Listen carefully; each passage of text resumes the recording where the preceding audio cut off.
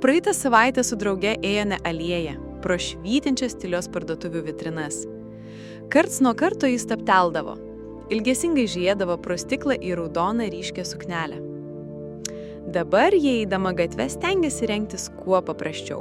Džinsai, sportbačiai. Kadaise visas jos gyvenimas sukosi apie jos įvaizdį. Brangi suknelė, šukuosena, makiažas ir papuošalai. Netgi automobilį ji prinerino prie šio įvaizdžio.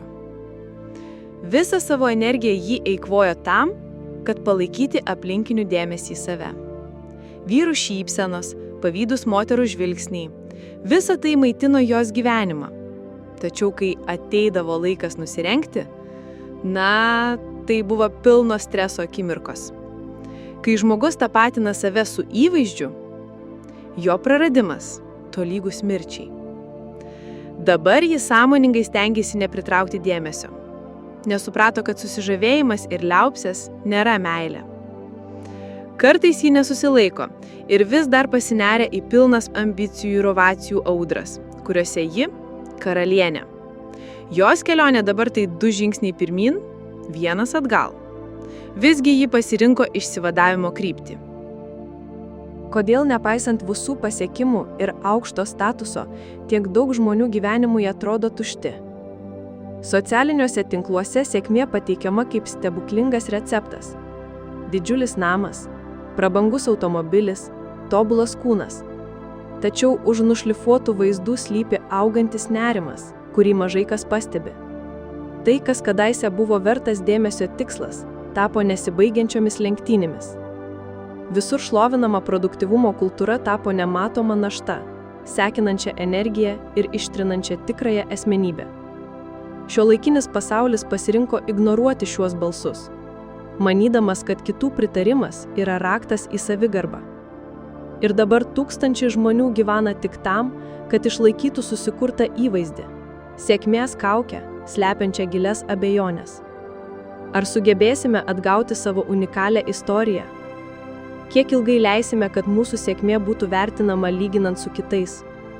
Ką galime išgelbėti, kol šis primestas idealas mus visiškai praris? Mes gyvename eroje, kurioje sėkmė yra neatsiejamai susijusi su prabangos, statuso ir galios įvaizdžiu. Blizgantys žurnalai, influenceriai, socialiniai tinklai kuria iliuziją, kad laimė visada prieinama tiems, kurie turi daugiau. Daugiau pinigų, daugiau prenumeratorių, daugiau matomų pergalių. Nuo ankstyvos vaikystės esame mokomi, kad žmogaus vertė slypi gebėjime kaupti ir demonstruoti. Tai ne tik socialinis požiūris, bet ir komercinė strategija, išnaudojanti mūsų troškulį būti pripažintiems. Realiame gyvenime toks požiūris kiekvieną akimirką paverčia šou. Kiekvienas žingsnis, kiekviena pergalė ir net pralaimėjimai pateikiami taip, kad būtų matomi. Kai kurie dalijasi kiekviena savo produktyvios rutinos detale, skelbdami augimo diagramas ir girdamėsi paaukštinimais, naujais kursais, brangiomis kelionėmis. Sėkmė čia yra iš karto pasiekiamas rezultatas ir kažkas, ką reikia parodyti. Jei jos nematyti, atrodo, lyg jos visai nebūtų. Socialiniai tinklai tik sustiprina šį efektą. Jie sukuria įspūdį, kad visi aplinkiniai nuolat laimi. Britanijos socialinės psichologijos asociacijos pranešime skelbiama, kad depresija, stresu ir kitais psichiniais sutrikimais sergančiųjų amžius mažėja. Galima jau teigti, kad suaugusiųjų ligomis dabar serga vaikai. Ir pagrindinė priežastis – ligoistas sėkmės troškimas. Sklindami savo sklaidos kanalu matote begalę sėkmės istorijų, brangių automobilių, tobulų vestulių, egzotiškų kelionių. Atrodo, lyg visas pasaulis gyventų lengvai ir greitai. Ir vienintelis dalykas, kurio tau trūksta, tai daugiau pastangų. Tačiau už šios istorijos slypi svarbus dalykas. Dauguma paveikslėlių yra nerealus gyvenimas, o spektaklis. Mes matome tik sceną, o ne užkulisius. Būtent čia slypi pavojus. Kai beprasmiškai priimame šiuos vaizdinius kaip gryną tiesą, mes vis labiau ir labiau tolstame nuo savęs. Juk realiame gyvenime bet koks pasiekimas reikalauja laiko, kantrybės ir tylos. Tačiau to neparodys kamera. Kamera visada rodo tik pabaigą, tarsi kelias į ją būtų tiesus ir be klaidų. Tuo tarpu tyrimai rodo susirūpinimą kelianti tokių problemų kaip nerimas, depresija ir emocinis perdegimas augimą tarp tų, kurie atrodytų jau viską pasiekė. Kas nutinka žmogui, kuris pasiekia kone visus savo tikslus, bet vis tiek jaučiasi tuščias? Tai klausimas, kuris užduodamas retai, juk šiuolaikinėje visuomenėje nėra įprasta diskutuoti apie tai, kas nutinka po to, kai trofėjus jau laimėtas. Begalinio produktyvumo logika netoleruoja sustojimo ir abejonių. Tai reikalauja, kad pirktume naujus kursus, kurtume naujus produktus, be galo lygintume save su kitais. Filosofiniu požiūriu, tai atitraukia mus nuo svarbiausio dalyko, nuo autentiškos gyvenimo patirties. Mes atsisakėme būties kultūros ir pasirinkome turėjimo kultūrą. Užuot klausę, kas aš esu, mes klausėme, ką aš turiu. Taip sukuriama tuštuma, kurios negalima užpildyti daiktais, nes ji kyla dėl ryšio su savo aš praradimo. Galite turėti savo svajonių automobilį ir vis tiek jausti vidinį dvilypumą, nes trūksta ne dar vieno pirkinių, o prasmės. Šis tikros ir demonstratyvios sėkmės mišinys persmelkia visas sferas. Nepriklausomai nuo socialinės padėties ir profesijos, spaudimas yra tas pats. Nuolat įrodinėti savo svarbą, demonstruoti augimą. Tačiau šiuose lenktynėse dėl įrodymų gyvenimas virsta spektakliu. Nustojate daryti tai, ką mėgstate ir pradedate daryti tai, kas daro įspūdį. Atsiribojate nuo žmonių, kurie nepalaiko jūsų įvaizdžio ir pritraukiate tuos, kurie palaiko. Ir taip to nepastebėdami prarandate tai, kas svarbiausia. tą savo dalį, kuria buvote nuo gimimo. Štai kodėl svarbu kalbėti apie šią sėkmės iliuziją. Turime atskleisti mechanizmus, kurie verčia mus nuolat lyginti save su kitais. Turime pripažinti, kad laimė slypi ne simpatijose ar pinigų kiekyje sąskaitoje, o tyloje, kurioje mums nebereikia savęs teisinti. Tikroji sėkmė ne tai, į ką žiūri kiti. Svarbiausia būti sąžiningam su savimi. Ir tai prasideda ne nuo prašmatnaus pirkinų, o nuo širdaus klausimo savo, kas man iš tiesų svarbu.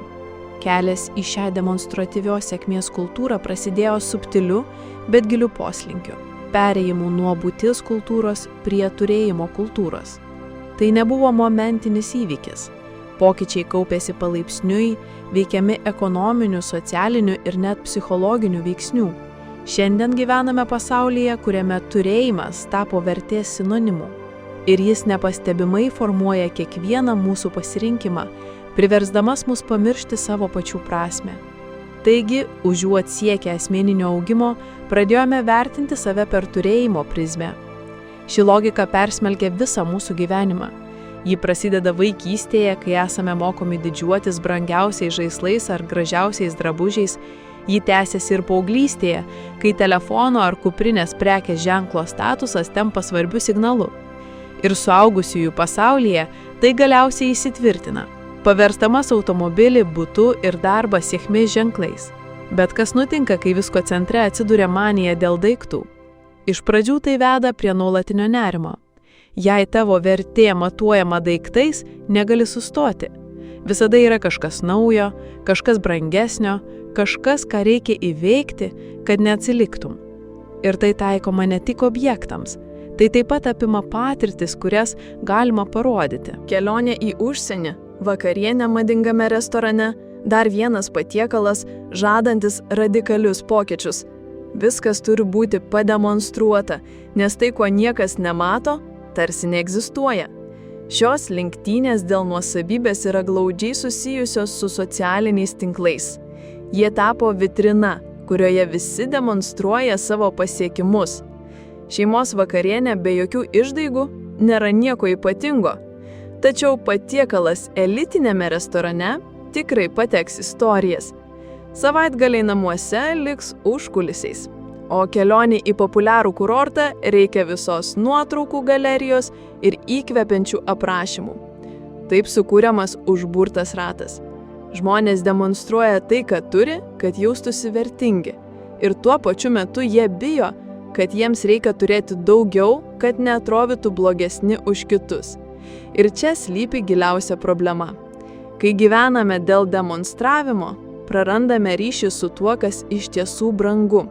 Džiaugsmas susitikti su artimaisiais ar tylus pasitenkinimas asmeniniais pasiekimais, kurių niekam nereikia įrodinėti, išnyksta, jei jie nesurenka patiktukų. Gyvenimas virsta montažo juosta, kurioje lieka tik įspūdingos akimirkos. Viskas, kas netilpa į šį scenarijų, yra atmetama, net jei tai suteikia gyvenimui tikrąją prasmę. Šis pakeitimas veikia ne tik mūsų sprendimus, bet ir savęs suvokimą. Pradedame save tapatinti su tuo, ką turime, su prenumeratorių skaičiumi ar kitais išoriniais sėkmės požymiais. Tačiau tuo pačiu metu prarandame pagrindinį dalyką. Tai, ko negalima nei išmatuoti, nei nusipirkti. Sąžiningumą, užuojautą, gebėjimą būti atviriems. Šios savybės neturi kainos, bet būtent jos gyvenimą daro realų. Ir būtent jos tampa pirmosiomis aukomis, kai savybė išstumia būti. Yra dar vienas spąstas. Kuo daugiau turi, tuo labiau bijai prarasti. Kiekvienas naujas įgytas daiktas tampa nerimo šaltiniu. Beje, tai galioja ir nematerialiems dalykams. Baisu prarasti įvaizdį, prestižą ar demonstratyvų dvasingumą. Automobilis gražus, bet kas jeigu jį subraižys? Darbas prestižinis, bet kas jeigu rinka pasikeis? Ši įtampa sekina jūsų energiją ir kenkia vidiniai ramybei. Jūs visada esate budrus, pasiruošę ginti tai, kas jūsų manimų patvirtina jūsų vertę. Filosofas Schopenhaueris sakė, kad mus veda begalinis troškimas, kuris visada ieško to, ko trūksta. Būtent šį troškulį maitina savininkiškumo kultūra. Troškimo, kurio neįmanoma patenkinti, nes visada yra kitas tikslas, kita viršūnė. Šis amžinas troškimas atima iš mūsų ramybę ir išstumia į vidinio trūkumo būseną, kurios niekas negali užpildyti. Štai kodėl taip svarbu persvarstyti šią logiką. Turime atgauti drąsą būti, o ne turėti. Tai vienintelis būdas iš tikrųjų gyventi, o ne tik vartoti, rodyti ir lyginti. Šis pokytis neįvyksta akimirksniu. Jis prasideda tada, kai pripažįstame, kad turėjimas mūsų neapibrėžia. Tikrasis gyvenimo pasitenkinimas nėra parduodamas ar matuojamas. Jis slypi tame, ką nešiojame savyje, net kai niekas to nemato. Manija turėti ir demonstruotis tiesiogiai veikia tai, kaip save pristatome. Norėdami išlaikyti sėkmės įvaizdį, daugelis kuria tikras kaukes, redaguotas savo versijas, kurios atitinka lūkesčius, bet paslėpia viską, kas nereikalinga. Psichologijoje tai vadinama persona. Persona nėra blogis, tai tik prisitaikymo būdas. Tačiau kai pradedame painioti šią kaukę su tikruoju aš, iškyla tikroji problema. Persona yra socialinis įvaizdis, padedantis mums bendrauti su kitais. Tai gali būti pasitikintis savimi profesionalas, visada energingas draugas, drausmingas sportininkas. Kiekvienas iš jų veidų yra svarbus, tačiau ne vienas iš jų mūsų iki galo neišreiškia. Kai persona tampa vieninteliu vaizdiniu, prarandame ryšį su tuo, kas slypi už jos. Norėdami išlaikyti šią sėkmės kaukę, pradedame slopinti viską, kas prie jos netelpa. Abejonės, baimės, silpnybės, viskas eina vidun, kad nesugriautume vaizdo, kurį norime parodyti. Dėl to kyla įtampa. Gyvename nuolat bijodami, kad kaukė nukris. Kiekvienas bendravimas, kiekvienas susitikimas tampa bandymu išlaikyti fasadą. Turite atrodyti užtikrintai, net kai drebate iš baimės. Turite atrodyti laimingi, net kai esate išsekę. Ir šis poreigis nėra primestas tik iš išorės. Laikui bėgant žmogus pradeda savimi tikėti. Jei kaukė nukris, viskas sugrius. Taip gyvenimas virsta nesibaigiančių spektaklių. Jokių pauzių, jokių užkulisių. Tik scena, reikalaujanti nuolatinio vaidybos. Šis žaidimas per brangus. Jis atitolina žmogų nuo jo tikrosios esmės.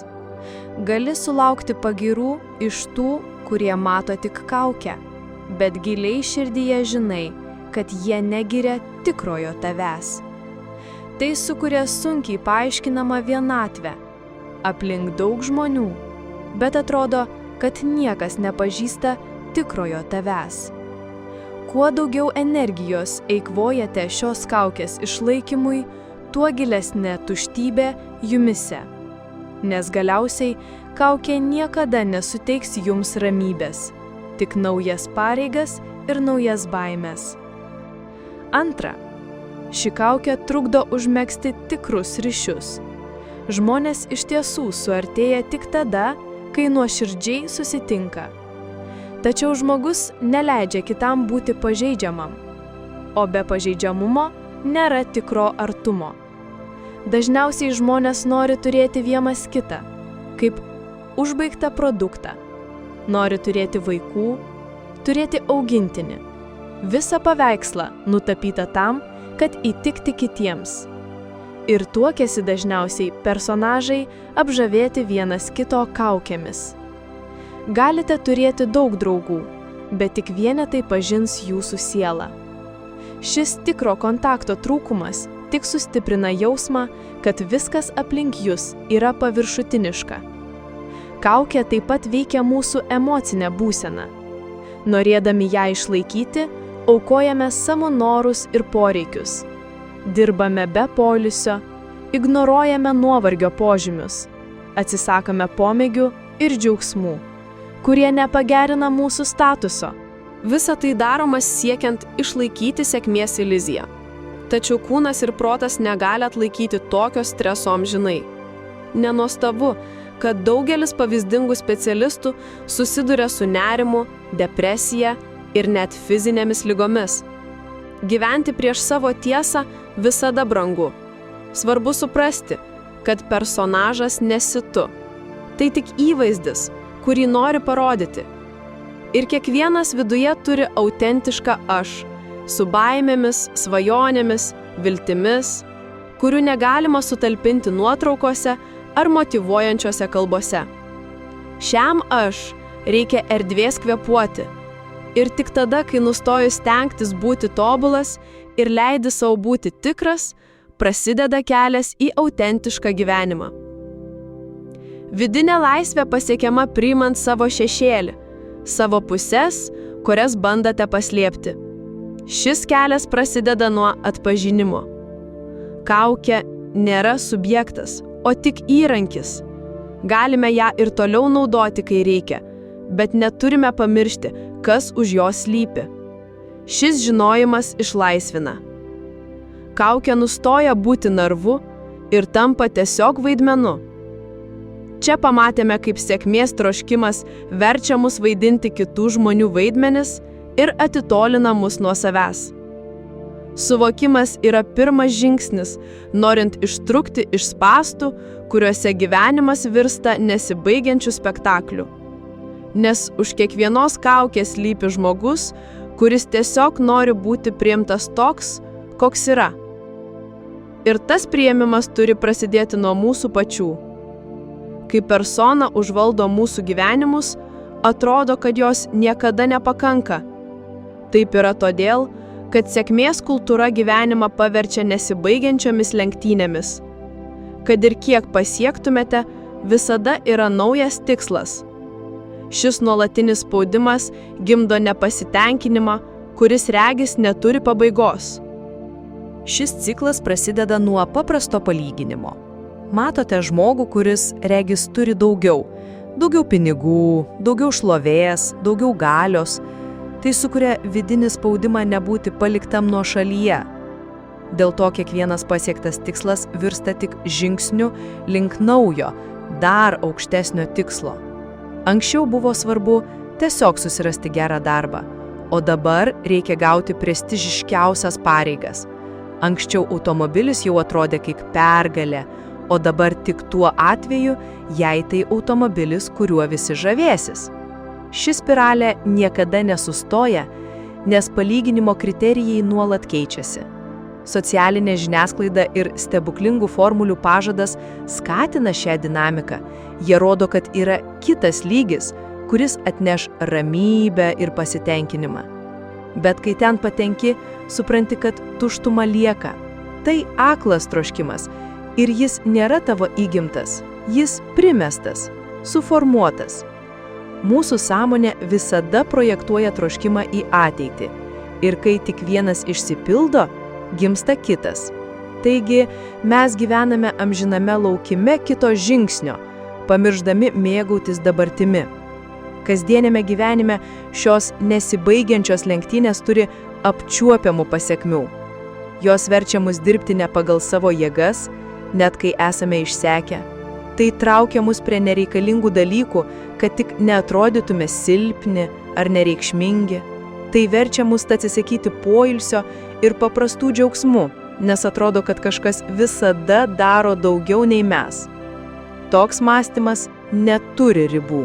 Tai sekina energiją ir verčia jaustis kaltam kiekvieną kartą, kai pagalvoji apie sustojimą. Labiausiai neramina tai, kad dažnai net nepastebime, kaip tai vyksta. Stengdamiesi išlaikyti ritmą, nustojame užduoti pagrindinį klausimą – kodėl? Pamirštame pažvelgti į save ir suprasti, ar šiuose lenktynėse yra asmeninė prasmė, arba tiesiog kartojame kitų žmonių lūkesčius. Kai gyvenimas tampa tik tikslų serija, dingsta svarbiausias dalykas – vidinis pasitenkinimas. Juk tikras pasitenkinimas neatsiranda iš išorinių pasiekimų ir palyginimų. Tai įvyksta, kai jūsų siekiai sutampa su jūsų tikra esybe. Apie tai verta pagalvoti. Kai suprantame, kad šios lenktynės dėl sėkmės yra begalinės, ateina sąmoningumas. Tai nelengva akimirka. Reikia drąsos suabejoti viskuo, ko buvome išmokyti. Reikia vidinės stiprybės, kad ištvertum baimę būti nesuprastam ar pasirodyti nesėkmingam kitų akyse. Tačiau be šio žingsnio neįmanoma pradėti gyventi prasmingo gyvenimo. Tai reiškia nustatyti, kurie tikslai yra iš tikrųjų jūsų, o kurie yra primesti iš išorės. Tai reiškia savęs paklausti, ar tai, ko siekiu susijęs su mano vidiniu pasauliu, ar tik su įvaizdžiu, kurį noriu pateikti. Štai čia ir prasideda tikrasis pokytis. Nes iki šiol visi gyvename tam, kad įtiktume nematomai auditorijai. Dabar laikas pažvelgti į save ir suprasti, kas iš tikrųjų svarbu. Šis procesas prasideda nuo išorinių balsų nutildymo ir įsiklausimo į savo intuiciją. Atlaisvinant vietos tam, ko trokšta jūsų širdis, net jei tai atrodo nereikšminga kitų akyse. Kartais tai grįžimas prie pamiršto hobio. Kartais tai rutinos supaprastinimas, leidžiantis daugiau laiko praleisti su savimi ar su tais, kurie jūs mato. Įsileidžiate daugiau spontaniškumo. Šie žingsniai atrodo maži, bet jie sugrąžina jausmą, kad jūsų gyvenimas priklauso jums, o ne visuomeniai. Tai taip pat apima susitaikymą su tuo, kad negalite įtikti visiems. Visada atsiras kažkas, kas mąstys kitaip, arba manys, kad turėtumėte elgtis geriau. Tačiau, kai jūsų veiksmai atitinka jūsų vertybės, išorinis spaudimas praranda savo galią, nes svarbiausia yra jūsų vidinė ramybė, o ne kitų nuomonė. Šie pokyčiai atrodo lėti, bet jie prasideda nuo paprasto žingsnio – noro sustoti ir įsiklausyti. Įsiklausyti į tai, kas yra viduje, kas jums svarbu, ne dėl pagyrimo, o dėl pasididžiavimo tuo, kas esate. Kai pasirenkate šį kelią, sėkmė nustoja būti lenktynėmis ir tampa jūsų tikrosios esmės išraiška. Ir tada ateina laisvė, kuri nepriklauso nuo kitų plojimų. Ją maitina tik jumise gyvenanti tiesa.